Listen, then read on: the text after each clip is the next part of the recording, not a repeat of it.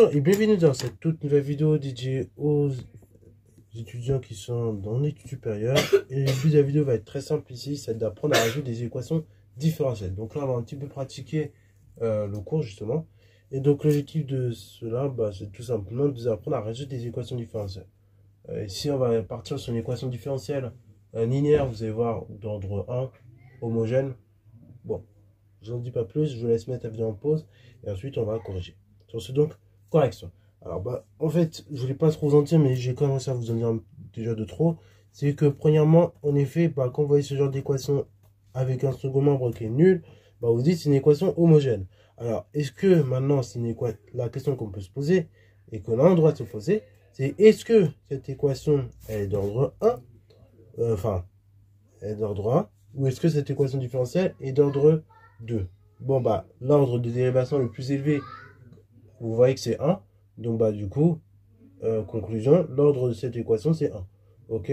Donc, on est sur une équation linéaire, différentielle linéaire, homogène d'ordre 1. Qu'est-ce que vous savez sur cette équation différentielle, linéaire, homogène et d'ordre 1? Ça fait beaucoup de mots d'un coup. Et vous savez que pour une équation différentielle linéaire, homogène d'ordre 1, je vais noter ça comme ça. Quand vous avez de la forme y' plus ay égale à 0, la solution de cette équation-là, il ne faut pas réfléchir 750 ans, c'est lambda exponentielle moins x. Et lambda, il décrit r. Alors, problème, déjà, ici, je dois avoir un 1 devant le y. Là, j'ai un 3. Je vais prendre cette équation-là, je vais donc dire 3y' plus 4y égale à 0. Si et seulement si, on va diviser par 3. Donc, ça va me donner y' plus 4 tiers de y égale à 0. Et pareil, j'aurais eu quelque chose au membre de droite. Le membre de droite, il aurait été automatiquement divisé par 3 de manière équivalente. Mais comme j'ai 0, 0 divisé par 3, ça fait toujours 0. OK. Donc, on va dire l'ensemble des solutions